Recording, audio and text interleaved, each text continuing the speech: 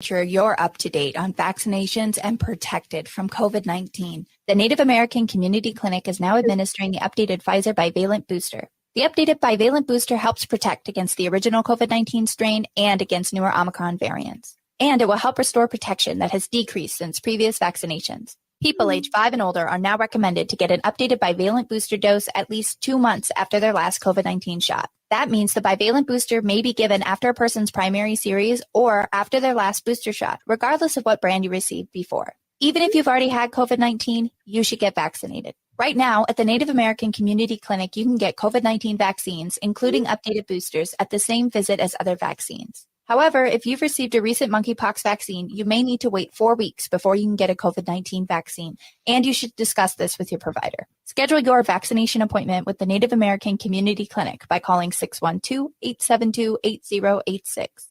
Hey, Cudahy to all my friends and relatives in 4 directions. This is Robert Pilot of Native Roots Radio presents I'm Awake. I'm here to ask you for your support. Finding honest Native-centered news is not easy. But with your support, we're able to provide accurate information about Standing Rock, Line 3, treaty violations, and COVID-19 in our Native communities. Please visit Native Roots Radio Network on Patreon and donate if you can. That's Native Roots Radio Network on Patreon. Pinigigi, and thank you for your support. Hey, Ogama, I've been hearing a lot about this term, climate justice. What is that? Climate justice is recognizing that the negative impacts of climate change don't affect all people equally. It also means transitioning from a fossil fuel-based economy to a more sustainable future. MN 350 is one of the groups that's pushing for this transition to protect our futures. You can even get involved too. That's great, especially since I'm concerned about pipeline projects like Line 3. How can I help MN 350? Just find them on Facebook or visit mn350.org. With your AM 950 weather, I'm Brett Johnson. Look for partly cloudy skies tonight with a low around 36, Saturday rain with a high around 43, and Sunday sunny with a high near 51. Black Friday starts early at Warner's Selling Appliance with deals you can't find anywhere else, like free dishwasher installation on brands like KitchenAid, an exclusive 5% savings plus a Black Friday bonus of up to $800 on packages from select brands. Shop now at warnersellion.com. Portions of Native Roots Radio may be pre-recorded. It's a good day to be indigenous. Get up, stand up. They are going to become more brutal. Couldn't cut, hitting cut again. Because all the hippies were trying to be Indians anyway. They're going to become more repressive because it's a matter of dollars and their illusionary concepts of power. Hey, Victor. We must live in balance with the earth. And also with recent happenings at Wounded Knee. I am awake. Welcome to Native Roots Radio presents I'm Awake, and I'm your host, Wakanja Hade. Hey, bonjour, everybody. This is Ogama Ganu Akwe, who is co-hosting today with our guest host and wonderful regular guest, Senator Mary Kunesh from Minnesota. Mary represents the 39th District in the Senate in Minnesota after redistricting, and this is probably the first time we've said it on air the first time correctly. And we're really grateful that she's been willing to stand in and bring some really great guests on Native Roots Radio Presents I'm Awake here on the Civic Media Network. As always, I'm Ogama Ganu Akwe, and I have a little bit of news for you here, and we'll have a quick statement from Lieutenant Governor of Wisconsin and candidate for U.S. Senator Mandela Barnes in this first segment, and then Mary will take it away with some really wonderful guests in the second segment. We have Allison Waukau joining us from the Hennepin County Library and Hennepin County, Minnesota. Hennepin County Commissioner from Minnesota, District 3, Marion Greene, talking about a tribal flag ceremony that happened at the Hennepin County Library over the weekend. And then later on in the show, we'll have the program director at the Minneapolis American Indian Center and longtime advocate for child welfare and the Indian Child Welfare Act, Laura Newton, on as well. So really excited to have her on. Laura Newman on. So without further ado, we have a little bit of news here today. I want to remind everybody that November has kicked off Native American Heritage Month, and there are a ton of events celebrating the month of November and acknowledging Indigenous contributions to the U.S. There is a full list available on Indian Country Today. If you go into their news section, they have an article titled November is Native American Heritage Month, and they list things that are happening for Native American Heritage Month all over the country. The one that they listed for Minnesota just happened earlier this week. Native author Monique Gray Smith talked about braiding sweetgrass for young people or for young adults, which is her adaptation of Robert Wall Kamara's book Braiding Sweetgrass, and that happened online on the 2nd. I was able to sit in on that webinar, and it was really beautiful, and I'm really excited to maybe see if I can air a little bit of that talk later on here on Native Roots Radio. Down in the South, the Tunica Biloxi tribe of Louisiana is celebrating that they got some of their land back. Tribal leaders have tried to regain ownership of the Marksville Historic State Park for many years because the place is home to burial sites of the tribe. And they were able to do that over this last week. So wanted to congratulate the Tunica Biloxi tribe of Louisiana for getting their land back and protecting the burial sites of their relatives. In Minnesota, the White Earth Nation has finalized the purchase of 4 apartment buildings in Bemidji, and they've been really troubled apartment buildings in Bemidji, Minnesota. Anybody who is from that area knows that the Ridgeway Courts 1 and 2 have really deteriorated physically over the last few years, and the White Earth Nation plans to rehab the properties and turn them into a sober living environment. That's coming into you from the Minnesota Reformer. In Arizona, there will be 7 Indigenous people going to the bench in Arizona after Election Day.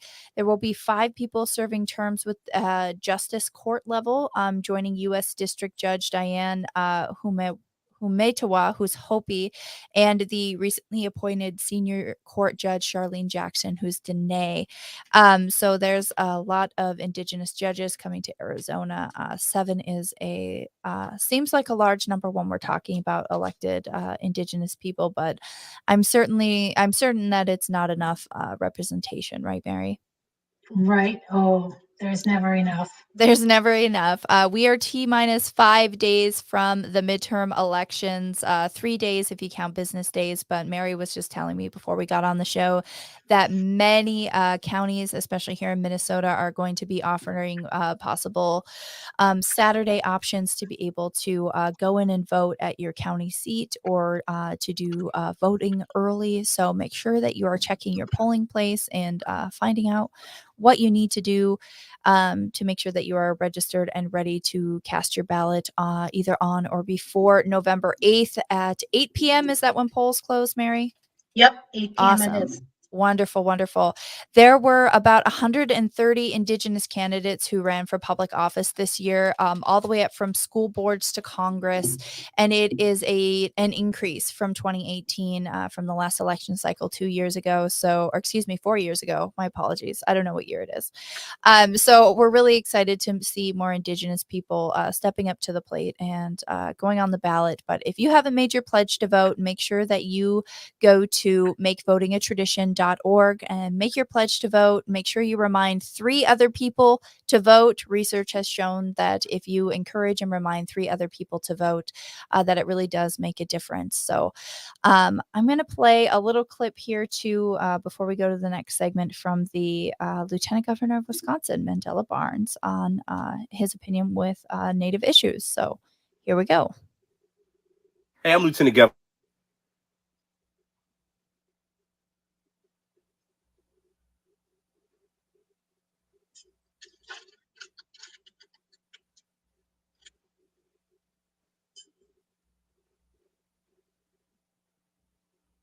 Okama, we're not hearing it. It's for everyone. Awesome. Especially our Okay. Native and tribal communities. I don't know why we could hear it. And that's when why we I'm did running the for sound US check Senate. of it, and now. Oh, now it's gone.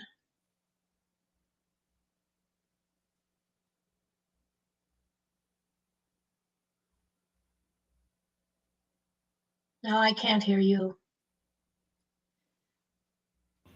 And I've also worked with Governor Evers to fund conservation projects that respect the land we call home. I've also been deeply honored to serve on the Missing and Murdered Indigenous Women Task Force. Now, look, I don't need to tell you all, but I know that there's so much more to be done and so much more that we need to be doing.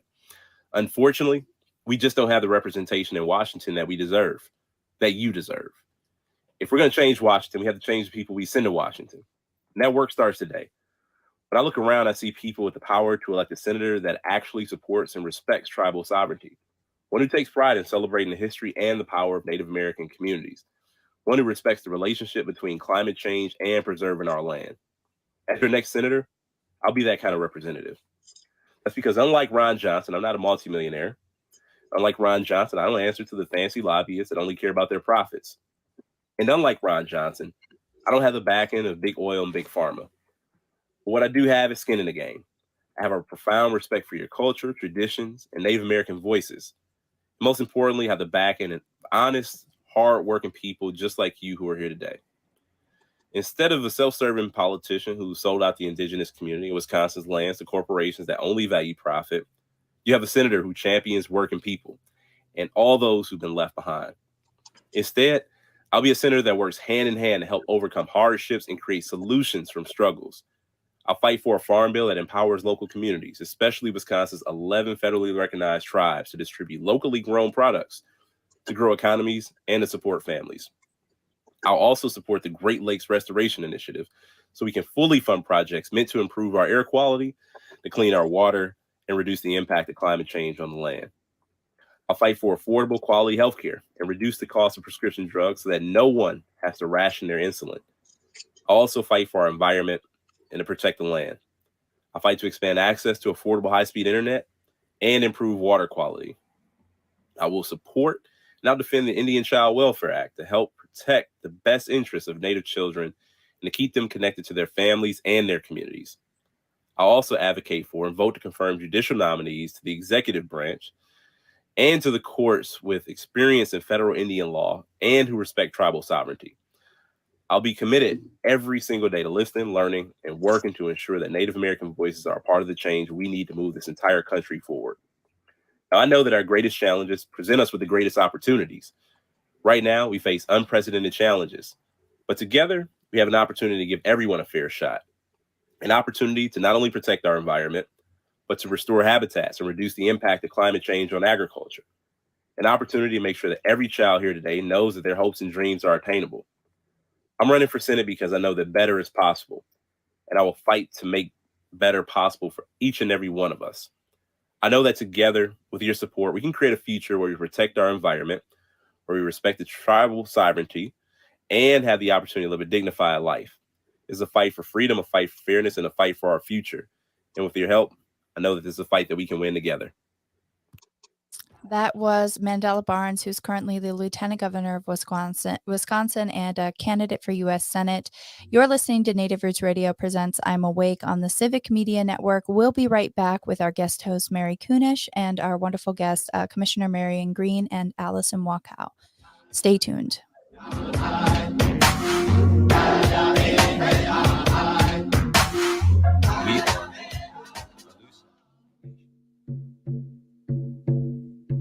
When we heal from our traumas, when we face our fears, let go of our addictions, when we relearn our values, when we live our teachings, respecting our elders, cherishing and honoring our children, when we honor and take care of our spirit, there will be no room left for sexual violence.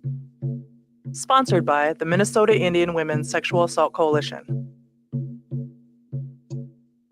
Hey, Ogama, I've been hearing a lot about this term, climate justice. What is that? Climate justice is recognizing that the negative impacts of climate change don't affect all people equally. It also means transitioning from a fossil fuel-based economy to a more sustainable future. MN 350 is one of the groups that's pushing for this transition to protect our futures. You can even get involved too. That's great, especially since I'm concerned about pipeline projects like Line 3. How can I help MN 350? Just find them on Facebook or visit mn350.org.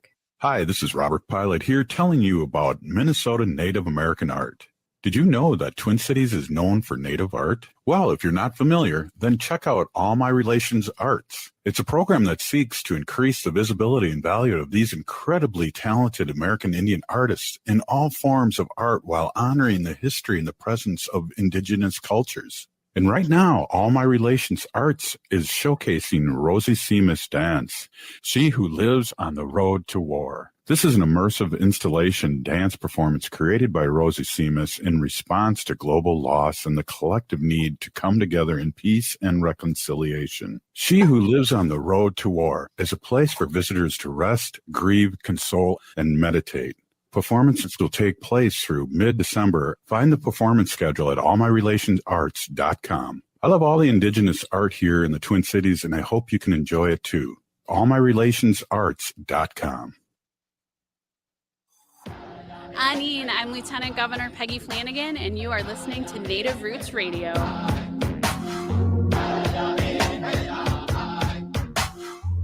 are Alusa Nation.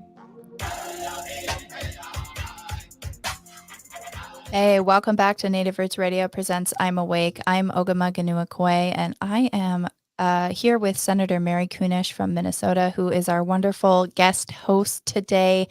You're listening to Native Roots Radio presents I'm Awake on the Civic Media Network here on AM 950 in Minneapolis. And I just want to let everybody know this portion of the show is brought to you by MN 350, which is a grassroots organization fighting for climate justice. Mary Kunesh, I'd like you to introduce the wonderful guests that you brought on and let us know what they'll be talking about today.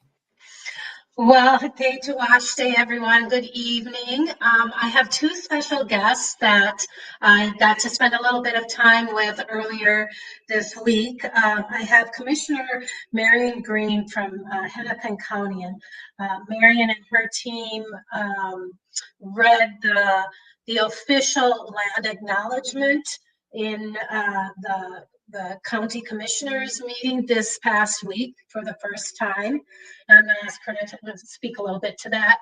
And then we have Allison Waukau, who is the community liaison, the Native American Native community liaison for Hennepin County also, and she put together the opportunity for a Native tribal flag lending library. It's sort of similar to those little free libraries, but Marion Greene, would you please join us this evening and tell us a little bit about how you went about putting together this land acknowledgement?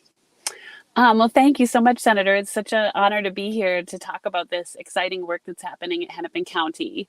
As you said, I'm a commissioner in Hennepin County, and my office decided, we decided that it was important for Hennepin County to add a land and water acknowledgement to our portfolio, if you will, to the way in which we were presenting ourselves to the world. I'll say that. And so I reached out to some staff, and in fact, really, I'm so glad that you have Allison Waukau on the show, because I felt like I was met with a body of work that really was already, the wheels were already turning. I'm a more recent arrival to a discussion that I think had been ongoing. And Allison really led the charge and had the connections in the community and the sort of wherewithal, the connections also within Hennepin County staff to make this happen. And so I think she can describe in greater detail how it all came together. But I will say that it was very community driven, really was led by some elders in the community. And I'm so excited about where we've ended up. And I do want to highlight that it is a land and water acknowledgement, which feels so appropriate to our state and certainly to Hennepin County and where we're situated with rivers and lakes. So very excited about it. So Marion, did you come across much resistance? There are times and places and people that feel that these land acknowledgements are sort of political, but did you get any pushback, or did most people embrace it and want to be there to celebrate this and this acknowledgement? I am gratified to be able to say that I received pretty much no pushback. So that was exciting to see. Everybody, certainly on the board, we're a 7-member board, everybody was very much on board and supportive of this idea.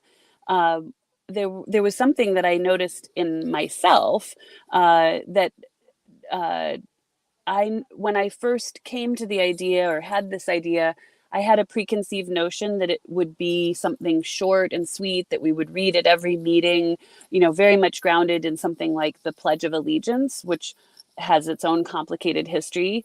And instead, what the community has developed for Hennepin County, and which just feels so right, really on an emotional level, is something that's bigger and more meaningful and more thorough in what it shares and what it says. And I was interested to see my own learning process as that sort of happened and came to be. But I will say that the reception has been absolutely unanimously supportive. Right. So a lot of people will ask me, and I'm sure they'll ask you, what is a land acknowledgement? And for those who don't know, I always say it's a formal statement that recognizes and respects the indigenous people of the lands and the waters who are the original stewards of this land. And so, Allison, maybe we can ask you, what was the process for putting together this land and water acknowledgement? I know we had an elder there that worked a lot on it, and then maybe talk a little bit about the flag library. Yeah, I mean, it started, I started at the county, I think 2018.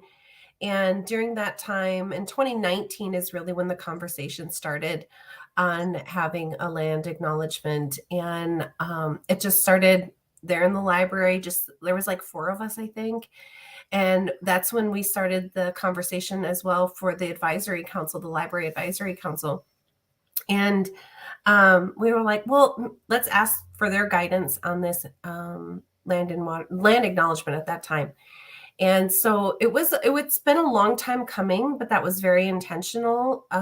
We had a board action request a few months ago, and that really was a proposal. And so we've taken our time, and I really, with land acknowledgements throughout Indian country, it's really half and half. Half people like them, half people don't. And I think the majority of the time when we don't like them is when it's something that's just pasted on a website and nothing is really taken any farther, right? And so we wanted to be intentional about our actions, that we were going to have accompany the land acknowledgement. And then we did have Lemoyne LaPointe, who was our elder, and Lemoyne and Nancy Bordeaux, and they really led us along with the staff. We had 2 staff that from our Indigenous Employee Resource Group helped create.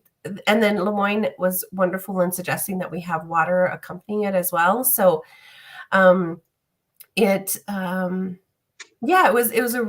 was, I think the time that we set aside was really important to us at the county. And I really appreciate the county taking that time too, instead of it being rushed. And then so the Tribal Flag Lending Library came about really it was a Red Lake student. I believe it was Hastings or St. Louis Park, but they called me and they needed a Red Lake flag for their graduation ceremony. And I couldn't find one, and I was calling all my friends and trying to find one last minute. Excuse me. And we had a conversation at the advisory council. I think you're there, and we're like, this really should be more accessible for our tribal members here in the metro. So that's really what we and now we're working with the tribes and getting those more accessible. And I think it really increases the Indigenous representation here in the county, which is really important. When I first started working, there really wasn't really any acknowledgement of Native folks as residents or as staff. And so with Commissioner's help, it's really increased, and I'm really thankful for the movement that's been happening within the county. Well, that's really wonderful, Allison and Marion both. We really want to thank you for bringing both the land and water acknowledgement forward, and then providing for the resources for that lending library. I myself was a librarian, school librarian, a library media specialist for 25 years, and our mission is always to make sure that folks have access to the different resources.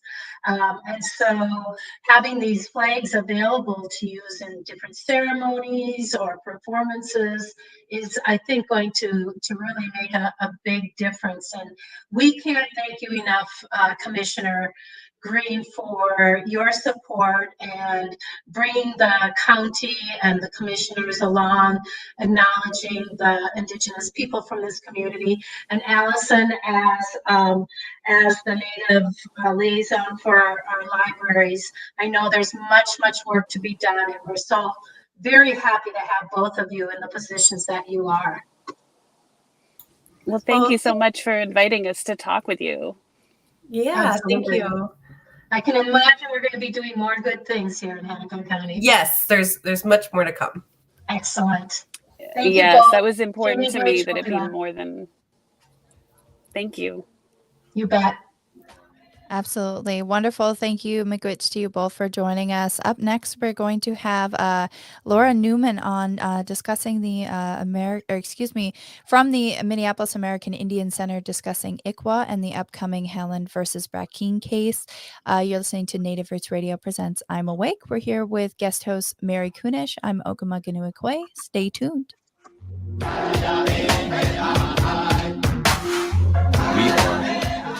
J&S Bean Factory is a Native-owned, community-supported, cozy, artsy coffee shop which offers roasted on-site beans, live music, and baked goods. Relax in the beautiful outside patio.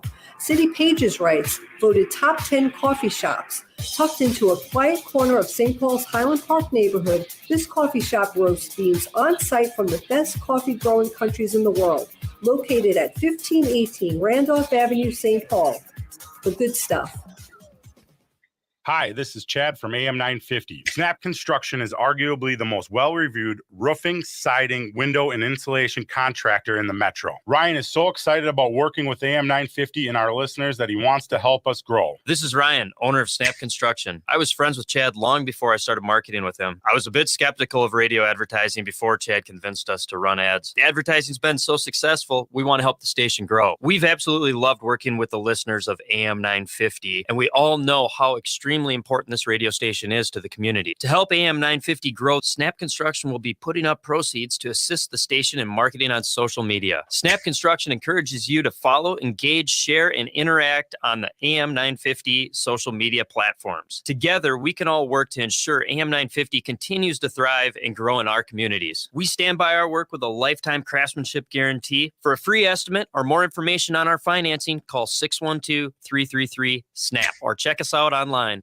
Hi, I'm Scott Shamblot from Shamblot Family Dentistry. We're the fear-free, shame-free dental office. If you're having a dental emergency, we'll try and get you in the same day you call because we don't like to see anyone in pain. And we'll help you get through every appointment in the most pain-free way possible. As my daughter Rachel says, if you don't see my dad, please see another dentist. Take care of your teeth because they're the only ones you get. Shamblot Family Dentistry in Hopkins and St. Paul. Find them online at shamblotfamilydentistry.com or call 1-800-FIX-MY-TEETH. Hi, everybody. I'm Santita Jackson, and I want you and all your friends to join my new show, The Santita Jackson Show, Monday through Friday, 6 to 8 a.m. Central on the Progressive Voice of Minnesota.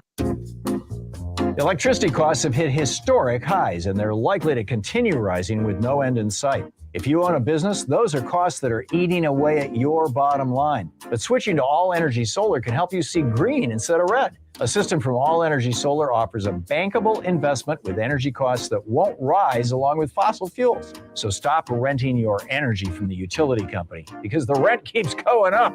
Solar tax incentives are strong, returning up to 60% of your investment. But those credits will decrease in 2023. And with more businesses switching to solar, capacity is limited. That's why reserving your spot on the grid now has never been more critical. All Energy Solar has the experience of installing over 6,000 systems for all sorts of properties in the Midwest and beyond. Get a free no-obligation assessment from All Energy Solar's commercial solar specialists today by calling 800-620-3370 or visiting allenergysolar.com. Hi, folks. This is Kirk Bankstad from the Minneapolis Brewing Company, and I sell Choice Hard Seltzer. Choice is an all-natural, 105-calorie grapefruit-flavored hard seltzer for those who believe that a woman's reproductive decisions should remain a private matter between her and her doctor. When you purchase Choice Hard Seltzer, 5% of the proceeds go to support reproductive rights organizations in Minnesota. Drink progressively with Minneapolis Brewing. Get their Choice Hard Seltzer at Top 10 Liquors in Plymouth and Top Value Liquor in Columbia Heights. Find other Twin Cities locations at MinneapolisBrewingCompany.com. With your AM 950 weather, I'm Brett Johnson. Look for partly cloudy skies tonight with a low around 36, Saturday rain with a high around 43, and Sunday sunny with a high near 51. Hazel's Northeast has some of the most creatively prepared comfort food you'll find for any meal of the day. Favorites include the Drunken Banana French Toast, Buttermilk Fried Chicken Sandwich, and Swedish Meatballs. Open Tuesdays through Saturdays from 8 to 8 with a Sunday brunch from 8 until 2. Located off 29th and Johnson. More at hazelsnetogo.com. Hi, this is Representative Sharice Davids from Kansas. I'm Ho Chunk, and you're listening to Native Roots Radio. We are Allison Nation. Welcome back to Native Roots Radio presents I'm Awake. I'm Ogama and we're here with guest host Senator Mary Kunesh from Minnesota and her wonderful guest here to give our listeners an update on Haaland versus Brackeen, or the ICWA case being heard at the Supreme Court next Monday. I just want to let everybody know that this portion of the show is brought to you by Make Voting a Tradition. We have 5 days until the U.S. midterm elections. If you have not yet, make your pledge to vote and find out what you need to do to vote by going to makevotingatradition.org for more info. Welcome, Mary. Oh, thank you again to Miigwech Ogama. This next portion of the show, I would like to talk about and bring to everybody's awareness the fact that the ICWA Indian Child Welfare Act is under attack at the U.S. Supreme Court. In February of this year, the U.S. Supreme Court heard a case challenging the constitutionality of the Indian Child Welfare Act. And the Indian Child Welfare Act is protection for our Native children who are removed from their families, put into foster care, and often adopted out at the highest rate of any other population of children across the United States. And I know in Minnesota, Native children are the highest, have the highest rates of removal from home and put in foster care than any other group in the state of Minnesota, which is really heartbreaking. And so there are those that would like to challenge ICWA, these protections that ensure that we are making every effort to keep that child with family within their tribal connections and not be placing them outside of their family and tribes where they have gotten lost, much like the boarding school situation. And so ICWA came under intense scrutiny in, I believe, 2021, when there was a decision of the Court of Appeals for the Fifth Circuit, and it was in a case called Brackeen versus Haaland. And the Fifth Circuit Court considered the challenge to the constitutionality of ICWA, and this was brought by the states of Texas, Louisiana, Indiana, and several other plaintiffs. And there was a very divided court hearing that upheld the constitutionality of ICWA. But while it was held up as upheld the constitutionality, it also came with a divided ruling. And the court upheld the lower court's decision that certain provisions concerning the placement preferences of Native kids for Indian homes, as well as certain ICWA processes, violated the Constitution. So they're saying that in some places, under some circumstances, that there is violation of the Constitution. And then finally, the court ruled that the corresponding provisions of the law implementing those regulations also violated Administrative Procedures Act. That's called the APA. So the Supreme Court has now granted and consolidated 4 petitions that raise overlapping questions on several constitutional doctrines, including equal protection, standing, anti-commandeering, and non-delegation, as well as other considerations. And so this Haaland versus Brackeen is there's going to be a hearing information this coming Wednesday. So that would be November 9th and at 9 o'clock in the morning Central Time. And it's something that I think all of us in Indian country need to very much pay attention. And for those of you who don't understand what ICWA is, ICWA, Indian Child Welfare Act, was created in 1978 by the federal government in order to reestablish the tribal authority over the adoption of Native American children. Our Native kids were getting adopted out into non-Native families at such high rates. It, is in effect diluting and destroying. It's almost a genocide of our tribes and our Native kids. And so the ICWA, the act, was created to strengthen and preserve the Native American family structure. Before the ICWA's drafting, it said that between 25% and 35% of all Native kids were being removed from their homes by state welfare agencies and private adoption agencies. And of those, 85% of them were placed with non-Native families, even when there were fit and willing relatives were available. That's what happened in one of the cases here in Minnesota. So I'm going to switch over and let somebody else do some of the talking here. I've invited Laura Newman. Laura is Lakota Ray Native and tribal member, and she works with the Minneapolis American Indian Center. Yep, Native American in Minneapolis American Indian Center, and she is a longtime child welfare and advocate. So, Laura, would you please do a little bit more of an introduction and let us know the kind of work that you're doing, and then how you are intersecting with this ICWA situation? Sure. Can you all hear me okay? Yep. Okay. So yes, it's Laura Newton. I'm sorry. That's okay. No worries. I am the Family Services Program Director at the Minneapolis American Indian Center. I've worked at the Indian Center working within child welfare there for 17 years and in all total for about 22 years in the Minneapolis metro area.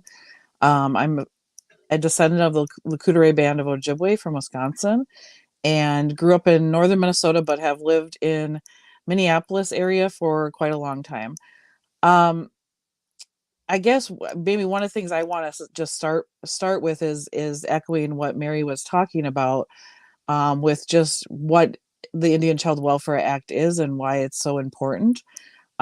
So the Indian Child Welfare Act was enacted in 1978 because of some of those things that Mary was discussing, which were just the grossly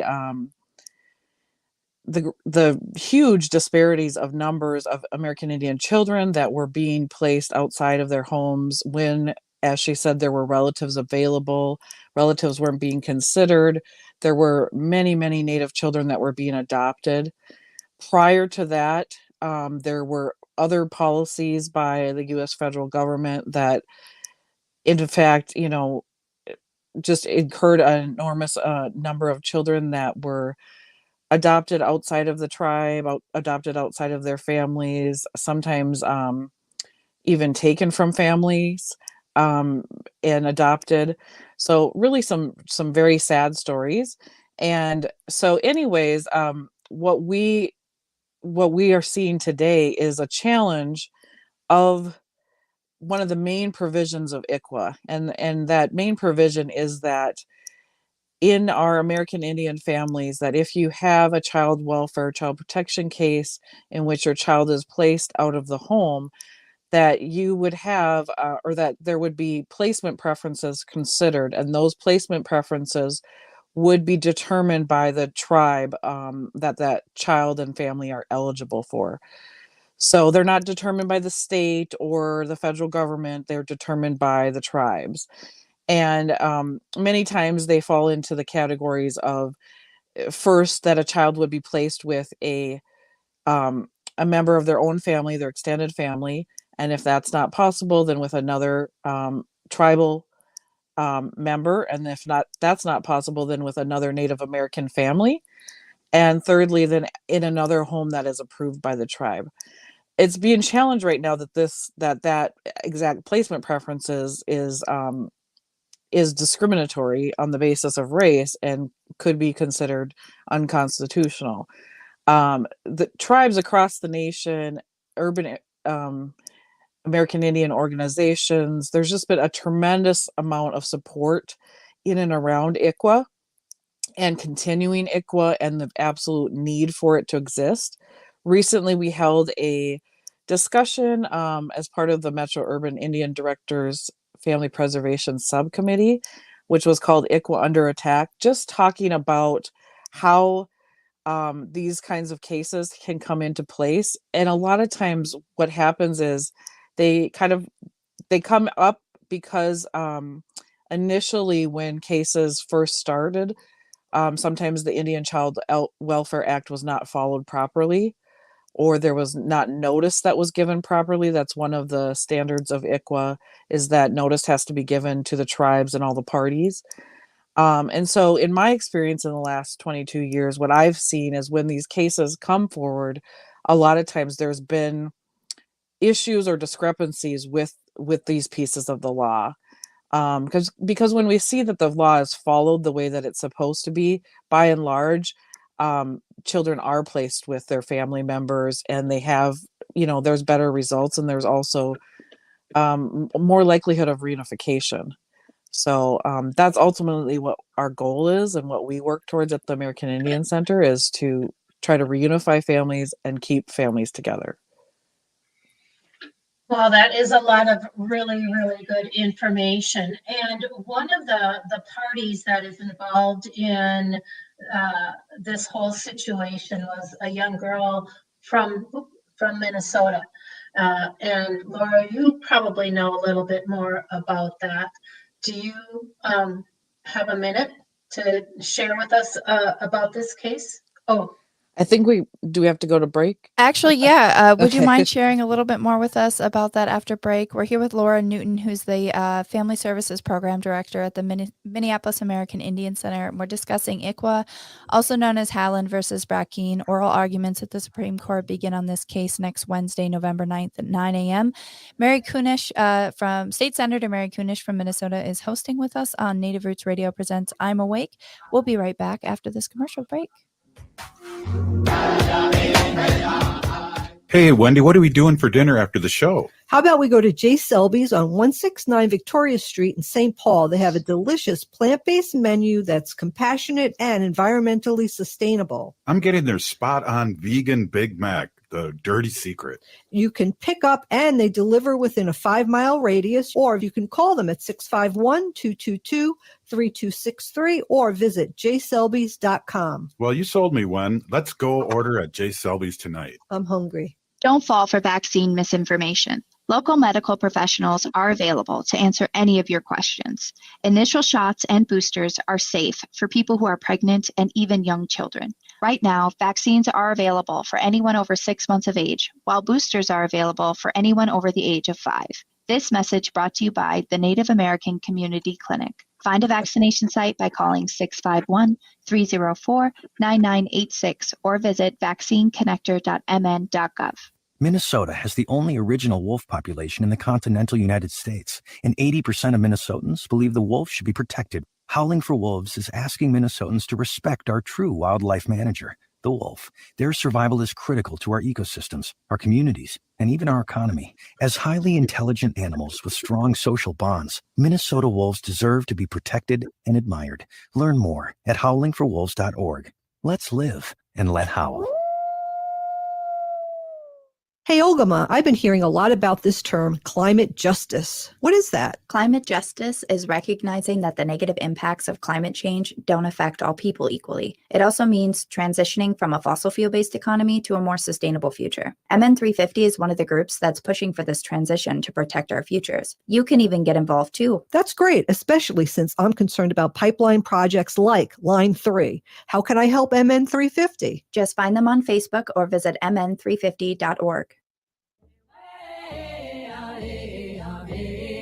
Hi, I'm Jane Fonda, and you're listening to Native Roots Radio. Welcome back to Native Roots Radio presents I'm Awake. I'm Ogama Ganu Ikwe, and this portion of the show, if you've ever listened to our show before, is brought to you by Howling for Wolves, protecting wolves for future generations.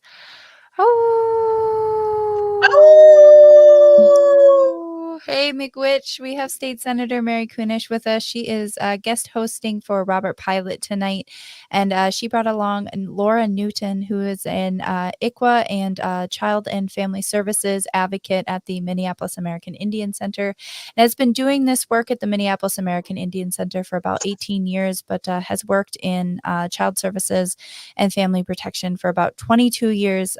Welcome back. Thank you.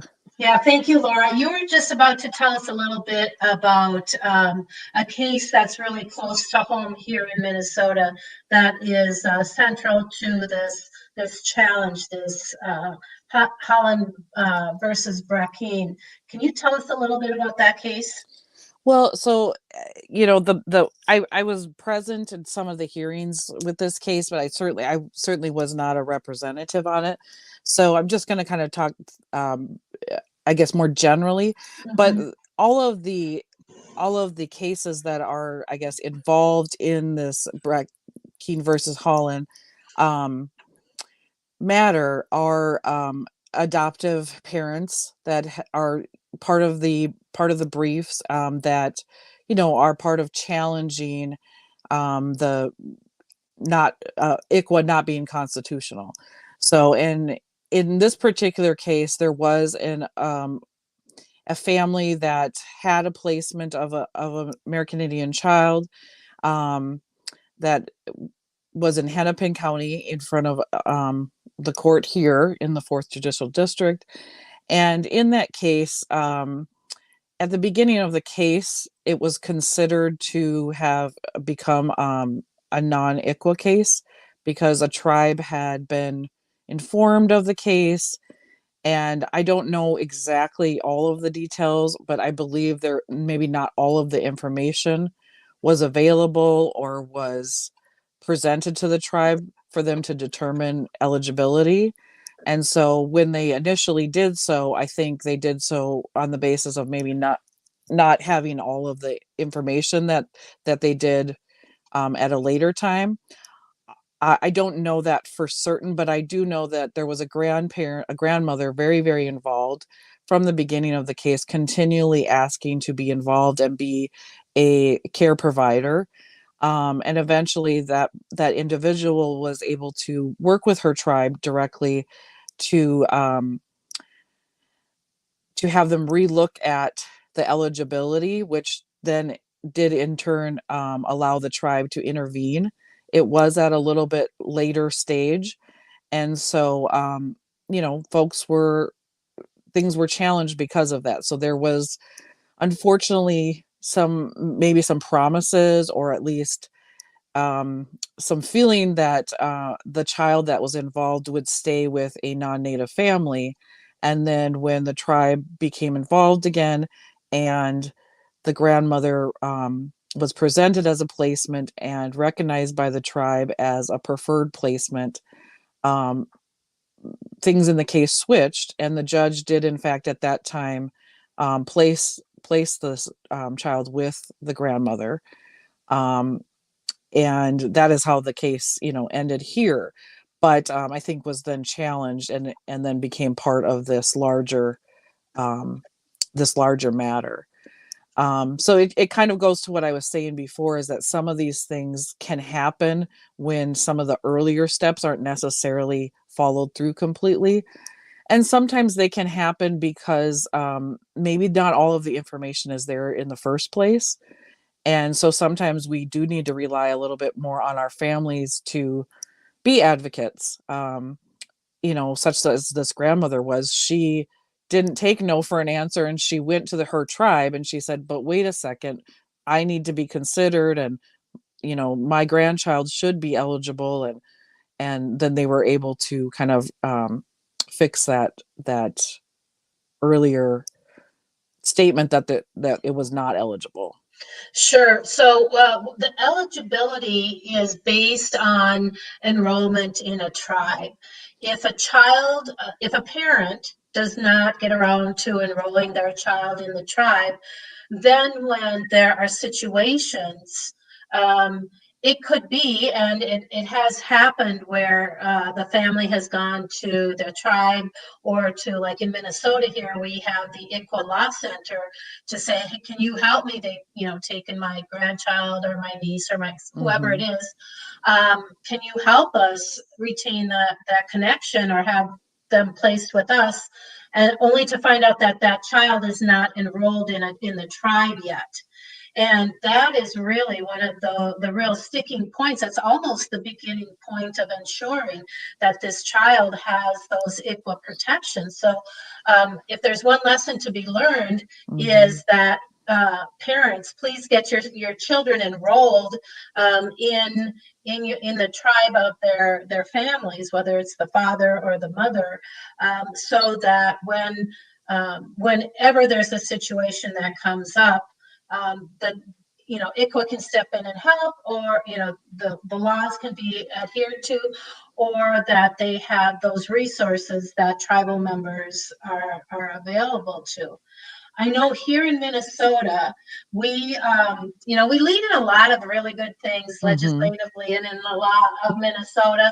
Some things we're awful in, but we also here in Minnesota have something called the Minnesota Indian Family Preservation Act. We call it MIFPA for short. And MIFPA strengthens and it expands the Child Welfare Act. It calls for greater tribal involvement, notification of tribes for voluntary proceedings, and it allows for appropriate funding for those provisions of services to Indian children and family. And I know at the legislature, we allot funding for MIFPA to ensure that it's being taken care of and done in the best way. It's done through the counties, if I'm not correct. And, there's a lot of education to be done in the county and across the judges and those in the court here in Minnesota.